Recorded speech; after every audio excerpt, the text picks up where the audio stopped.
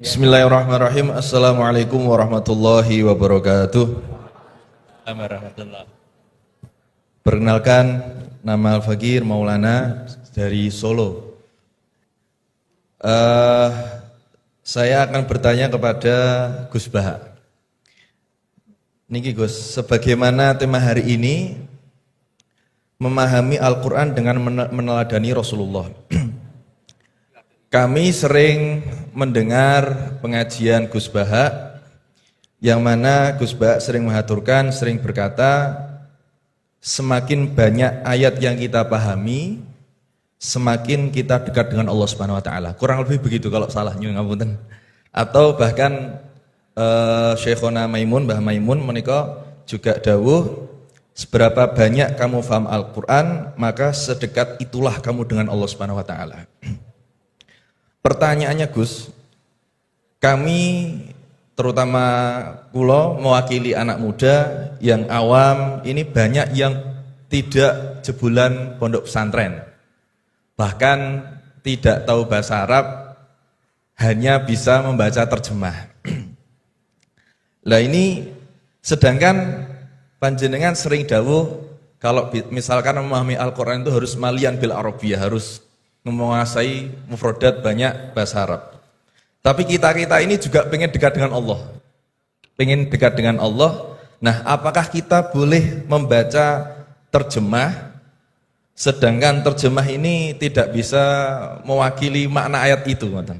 Ini yang pertama. Yang kedua, buatan berat yang kedua, yang ringan. Hari-hari ini lagi viral berita seorang Gus.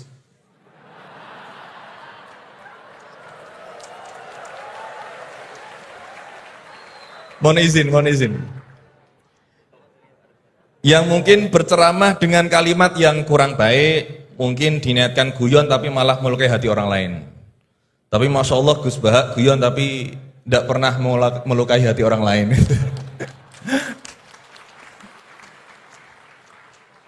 Nah, pertanyaan saya Gus, ngapunten, karena ini pasti ke Gus Baha, tidak mungkin ke Gus Quraisy Shihab, tidak mungkin. Karena pasti Gus Baha. Niki. Sebenarnya sejarah panggilan Gus ini seperti apa gitu? Apakah hanya dimaknai Gus ini adalah anaknya kiai terus dipanggil Gus, atau bahkan mantunya kiai saja, kalau jenengan katanya Gus naturalisasi gitu.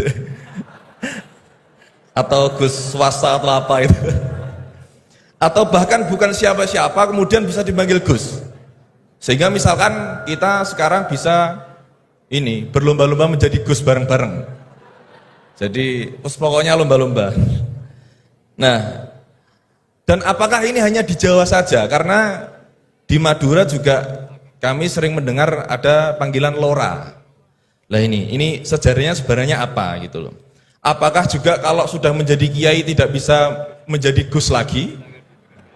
Atau kalau sudah menjadi Gus tidak bisa naik menjadi kiai? Gitu ya.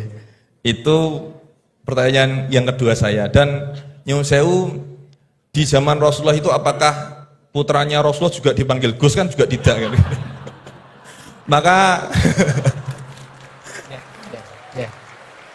Maka kalau Gus ini tidak ada di zaman Rasulullah, berarti semua Gus ini bid'ah gitu loh. Karena Gus tidak ada di zaman Rasulullah. Ngerti nggih. Nggih, jadi intinya sejarahnya dan standarisasi Gus itu apa yang orisinil gitu. Yang kalau misalkan di Indonesia ini yang Gus orisinil hanya jenengan, berarti semuanya palsuan gitu. Lah ini tentu bisa dijelaskan Gus. Ngapunten, matur suwun sangat. Wassalamualaikum warahmatullahi wabarakatuh. Waalaikumsalam warahmatullahi wabarakatuh. Baik, terima kasih Gus Maulana. Selanjutnya saya mungkin yang laki dulu ya, laki-laki tadi baru pindah ke sini. Silakan yang pojok ya.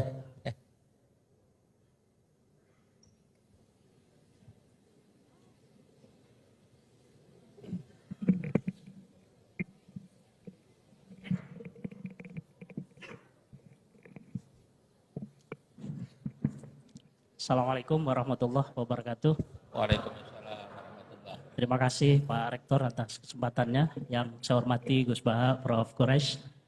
Saya Jamaluddin Ghaffur dari Fakultas Hukum UII.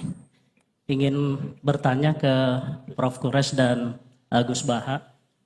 Saya sering mendengar salah satu isi pengajian dari Gus Baha itu bahwa fatwa dalam hukum sosial itu tidak pernah jelas begitu. Artinya ulama pasti akan berbeda. Gitu ya. Nah, kami kebetulan di Fakultas Hukum, Gus, seringkali ditanya orang juga gitu ya, soal bagaimana hukum sesuatu. Dan dalam konteks hukum memang teorinya dan pendapatnya juga beragam. Gitu ya. Nah, kadangkala permintaan pendapat itu tidak hanya sekedar untuk diskusi, tapi bahkan sampai menentukan nasib orang gitu. Ini dihukum atau tidak. Nah, sehingga mohon penjelasan dari Gus Baha dan Prof. Quraisy kira-kira bagaimana panduan dalam Islam di tengah keragaman pendapat fatwa itu dalam kita memberikan pendapat atau keterangan-keterangan tentang hukum-hukum tertentu yang memang secara ilmu itu sangat beragam. Terima kasih. Assalamualaikum warahmatullahi wabarakatuh. Waalaikumsalam warahmatullahi wabarakatuh. Mohon izin Gus Baha dan Quraisy ini 4 atau 2 dulu aja ya. Nanti baru kita lanjutkan biar nggak lupa ya. Ya, yang pertama Gus Baha, ini dari Gus Maulana tadi. Ini pertanyaannya, kan banyak yang tidak jebolan pesantren, tapi pengen dekat sama Allah. Boleh nggak baca terjemahan kira-kira gitu? Yang kedua tadi standar Gus yang orisinal ya. Kemudian yang kedua dari ini Gus Ghaffur. Ini dosen dari Eva, ini untuk Prof. Quraisy dan Gus Baha. Ini panduan untuk memberikan pendapat hukum kira-kira gitu kan. Karena ada dosen hukum yang saksi ahli, ada yang ahli menjadi saksi. Jadi bedanya. Mohon berkenan dari Gus Baha ya. Ini yang provokatif dulu itu ya.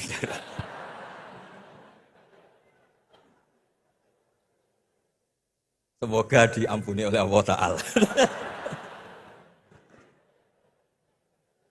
Begini, satu itu saya tidak medsosan, tapi ya dengar-dengar laporan macam-macam lah tentang sekian pihak itu. Begini, saya cerita ini, biar sampean tahu bahwa Pak Rektor ngundang saya ini tidak salah. Memang benar-benar pemateri yang baik. Ya kalau kata Nabi Yusuf kan ini hafizun alim, orang harus zikru manaki binafsi, orang boleh cerita kelebihannya asal itu faktual. Begini, suatu saat, ini cerita di kitab Ihya, suatu saat Nabi Musa itu sholat istisqa. Itu doa apa saja itu sudah dipakai, nggak mandi. Nabi Musa nggak mandi, tetap nggak mandi. Kata Allah, inna fihim namaman, di komunitas Anda yang ikut sholat itu ada yang tukang adu-adu, namam, provokator. Maka kamu doa kayak apa tetap tidak akan saya ijabahi. Nabi Musa, ya gampang Gusti, tunjukkan orang itu siapa, nanti saya usir dari majelis.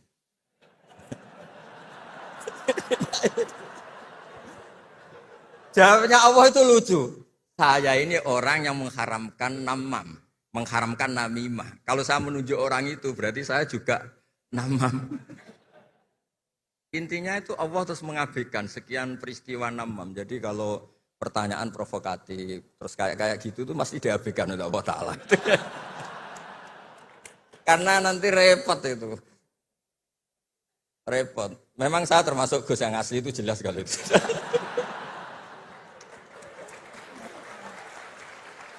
Itu, nah ini Pak Fatullah tahu betul keluarga saya karena beliau orang Jepara ngajinya di. Ya, terus masalah fatwa tadi, fatwa sosial itu atau memahami pakai terjemah begini seperti yang dikatakan Pak Quraisy. Ada pegangan yang umum kayak sidik, amanat, tabligh, fatwa. Itu memang lewat terjemah nggak apa-apa. Tapi ada terjemah yang nggak mengganti bahasa Arab. Misalnya kata sembahyang, mungkin perasaannya orang Bali sembahyang itu apa, perasaan kita sembahyang itu apa, itu kan subjektif. Misalnya begini, ada ayat yang agak sensitif. Ketika Anda salah paham dengan istri itu wadribuhun, fahjuruhunna fil madhaji wadribuhun. Itu kan riskan betul. Maka pukullah istri kamu. Mukul itu kan konotasinya itu buruk. Tapi di semua tareh, saya bilang tidak sebagian, di semua tareh, itu disebut dorban ghairu mubarrihin, mukul yang tidak melukai. Jadi orang Arab itu punya adat. Kalau kecewa itu dorobu bin ni'al wasau. Jadi mukul itu pakai kain, pakai kacu, pakai. Nah, di Jawa kata mukul itu ya mesti kekerasan itu. Nah, yang jenis ini turiskan kalau dari bahasa Arab pindah ke Jawa. Jadi ada yang riskan, ada enggak. Nah, sebab itu saya sering bilang, saya ini kan belajar tafsir insya Allah lah, hatam. Cuma saya tidak suka nulis, karena sudah ada yang nulis. Karena saya nulis tetap saja dianggap top Pak Kures, jadi tidak usah nulis lah, sudah ada. Begini, yang penting saya menghormati beliau karena nulis hatam. Pentingnya nulis itu memang hatam, mulai awal A sampai Z. Pentingnya hatam itu apa? Di situ ada dialog. Ada dialog Allah sama nabinya, sama kekasihnya, bahkan sama musuhnya. Misalnya sama musuhnya. Itu Nabi Musa masih dibilangi sama Allah, faqula lahu qawlan layyinan. Ini penting saya utarakan. Nah, suatu saat Harun Ar-Rasyid ini didatangi ustadz, mungkin ustadz yang amatir lah, masih latihan ustadz, jadi masih ekstrim itu. Ya Amirul Mukminin, ini nasihun lak, famusyaddidun alaika, fala tajidanna fi nafsika aliyya syai'an. Ya sampai latihan bahasa Arab nanti Pak Rektor. Bukan Anda, Gus naturalisasi tadi, Anda. Saya akan memberi nasihat engkau. Kemudian cara nasihat saya itu musyaddid, ekstrim. Maka jangan kamu anggap serius. Maksudnya jangan penjarakan saya ketika saya nasihat ke kamu ini kasar. Jawabnya Harun Ar-Rasyid itu langsung bilang gini. Bilang ya jahil, ini karena Arab. Orang Arab itu kalau ngomong jahil itu tidak sekasar yang kamu bayangkan. Karena makanya bahasa Arab itu susah. Saya itu, ini cerita ke Pak Kures, ini curhat, bukan cerita mufti curhat. Kiai Jawa kalau maknani wailak waihak itu ciloko kue. Padahal sering Nabi itu kalau kecewa sama seseorang bilang wailak sama waihak. Nah, akhirnya santri tanya, lo katanya Nabi itu halus sopan santun kok ngendikan wailak waihak, yang artinya itu celaka kamu. Ada orang tanya Nabi dan orang itu tidak paham. Nabi ngendikan apa? Sakilat ka umuk. Cek siale mbokmu dhe anak kue. Diterangkan enggak paham. Tapi sarah-sarah kayak kitab Irsyadus Sari itu bilang gini. Kalimatu tarohumin wa talatufin. Ini kalimat yang orang Arab tuh merasa dekat sehingga bilang wailak. Tapi Kiai Jawa tetap saja maknani ciloko. Masalahnya di konteks itu yang dawuh itu Kanjeng. Nah, sing ngendikan ini orang Solo ini kan enggak apa-apa. Kayak bakat gitu aja terus orang gitu. Nah, yang seperti ini enggak bisa dipindah ke terjemah. Dan itu saya teliti dari sekian tradisi, ya tadi kayak wadribuhun. Makanya terus ulama nyusuli dorban ghairu mubarrihin. Mukul tapi tidak melukai. Karena orang Arab itu biasa kecewa mukul pakai peci. Tapi kalau orang Jawa enggak bayang mukul. Kedua misalnya contoh mahar. Orang Arab kalau masih mahar itu banyak. Karena jumlah mahar banyak, kemudian setelah suami istri hubungan intim, setelah dicerai itu kadang kepikiran ngambil karena maharnya misalnya Alphard 1 miliar gedung. Sehingga harus ada pelarangan mengambil ulang mahar. Wa in aradtum istibdala zawji makana zawji wa ataitum isdahunna qintaran fala ta'khudhu minhu syai'a. Atakhudunahu buhtana wa itsmam mubina. Terus wa kaifa ta'khuduna? Mahar yang sudah kamu kasihkan jangan kamu tarik lagi. Wong kamu sudah hubungan suami istri kok maharnya ditarik lagi. Jangan. Kenapa ada kata jangan ambil lagi? Karena maharnya itu Alphard, gedung, uang 1 miliar. Dulu Pak Rektor ketika nikah itu seperangkat alat sholat, gak dilarang juga gak akan diambil itu. Artinya gini, gak mungkin andikan Quran turun di Indonesia ada kata fala ta'khudhu minhu syai'a. 100.000 seperangkat alat. Saya jadi kiai itu sampai bosan karena tiap nikahkan tuh maharnya seperangkat alat sholat. Itu kalau sudah nikah 10 tahun bentuknya sudah kayak apa ya? Itu nggak usah Allah repot-repot bilang jangan ambil lagi, jangan ambil lagi. Nah, itu kondisi yang antara kita dan tradisi Arab itu beda. Dan saya belajar tafsir sampai segitunya, makanya nggak salah lah kalau saya diundang itu nggak salah. Maksud saya yang naturalisasi tadi ya nggak usah diundang gitu maksudnya. Kalau nggak memenuhi kualifikasi tafsir loh. Ya karena kalau nggak memenuhi kualifikasi apa tafsir. Tapi jangan terus ngundang saya terus, nggak mau juga saya. Nah tadi yang pertanyaannya Pak dosen Pak Gofur tadi. Nanti Pak Kures nambahin. Hukum sosial itu memang nggak pernah mengikat di semua sisi ya, karena memang patokannya itu begini.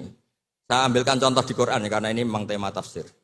Di hal-hal sosial itu kekasihnya Allah pun didhawuhi Allah begini. Wa in adri la'allahu fitnatul lakum wa mata'un wil akhin. Wa ma adri ma yuf'alu bi wala bikum. Jadi Nabi misalnya mau perang, misalnya perang apa ini, Allah terus bilang, Muhammad kamu tenang saja, pasti menang. Enggak. Karena kalau dibilang begitu, nanti kendelnya Nabi atau keberanian Nabi dikira karena ada jaminan. Tetap. Sehingga nyuwun sewu Nabi juga pernah mengalami perang menang di Badar, pernah mengalami kalah di Uhud. Jadi di bab-bab sosial itu memang Allah membiarkan hukum sosial yang berjalan. Sampai Ibnu Khaldun ngendikan begini, saya masih ingat betul dan itu saya pegang. Nabi sebagai Nabi itu kena aturan hukum sosial. Meskipun beliau punya mukjizat kayak apa, ketemu orang harus santun, ketemu anak kecil harus sayang, ketemu orang sepuh harus hormat. Andai kan Nabi bisa terbang ke langit sekalipun, Mi'raj, tapi ketemu anak kecil nampar, ketemu orang sepuh ngeludahi, tetap gak diterima oleh publik. Walaupun tafadzun ghalidul qalbi lan faddu min khawli. Betapa pentingnya tata krama sosial. Kata Ibnu Khaldun, hadza Rasulullah man uyyida bil kauni kulli. Ini Rasulullah orang yang di backup sekian alam raya. Tapi sekali melanggar tata krama sosial, tetap lan faddu min khawli. Orang akan bubar. Sampai ngegoskan saya, sekarang tak pisoi. Wah Gus Pak, Gus Sopo, Gus kok mison, mesti langsung gitu. Nah coba misalnya sekarang, nyon sewu, saya ngeludahi Pak Rektor, langsung dipecat saya. Artinya tatanan sosial, meskipun saya keramat. Makanya kata Ibnu Khaldun, hadza Rasulullah man uyyida bil kauni kulli law syaa. Ini Rasulullah orang yang bisa mengendalikan alam raya karena kekasih Allah. Itu saja kena aturan, walau kunta faddan ghalidal qalbi lan faddu min khawli. Kalau engkau salah tatanan sosial Muhammad, orang akan bubar. Nah maksudnya gini Pak dosen, kalau tatanan sosial gini, saya pernah ditanya oleh dekan Fakultas Kedokteran. Pas ada diskusi dengan ya tadi orang-orang medis, misalnya begini, itu misalnya nyun sewu, tapi gak usah dijiwai, gak usah kamu, udah dilupakan saja kabar. Menyembuhkan orang koma itu baik apa tidak baik. Tapi misalnya orang ini kalau sembuh pasti bunuh lagi, pasti merkosa lagi. Terus kita gimana? Ngasih makan juga sama. Orang miskin nggak bisa makan, nggak bisa apa-apa, nggak bisa makan, nggak bisa apa-apa. Berkahnya nggak bisa makan, nggak bisa apa-apa, dia tidak nyuri, tidak bunuh, tidak merkosa. Dan orang ini kalau sehat lagi akan begitu lagi. Wajib ngasih makan dah. Itu mesti orang itu, weh, kasihlah kemanusiaan. Satu, jangan nanti kumat lagi. Jadi hukum sosial itu mesti mindsetnya ulama itu beda-beda. Saya sering matur ke Pak Quraisyah, saya itu pernah kata santri saya pernah katanya diundang ke Malaysia, juga pernah katanya diundang ke Maroko. Saya bilang sudah yang kelas-kelas internasional Pak Quraisyah, saya ada usah. Kenapa? Jawabannya sederhana. Nanti kalau saya sering keluar negeri, terus semua kiai seneng keluar negeri, terus yang mulang pondok saya siapa? Terus gue iling-ilingan nak neng dunia ono kiai desa sing alim, kata saya maksudnya kiai desa tapi maca kitab ya cek bener rofa nasab. Tapi saya seneng sama kiai yang keluar negeri karena ini mewakili syiar. Saya seneng sama UI karena syiar gini. Tapi saya jangan disuruh jadi kiai di UI. Nanti gajinya tetap. Kalau kiai kan sering dapat gaji min khaisul layah tasib. Kayaknya jumlahnya banyak saya maksudnya. Jadi yang hukum-hukum sosial tuh biarlah alam yang. Ya sudah setuju ya. Oh ya pokoknya gitu. Silakan Prof. Qures, tadi terkait dengan pertanyaan panduan untuk memberikan pendapat, terutama pendapat hukum, panduan dalam Islam untuk memberikan pendapat, terutama pendapat hukum karena punya implikasi kepada misalkan yang menjadi terdakwa. Kalau pendapat hukumnya salah, jadi hukuman yang diberikan juga salah. Tamanya seperti itu ya? Ya. Panduan Islamnya seperti apa, Pak Qures? Itu kan prinsipnya begini, jangan bicara kalau tidak tahu.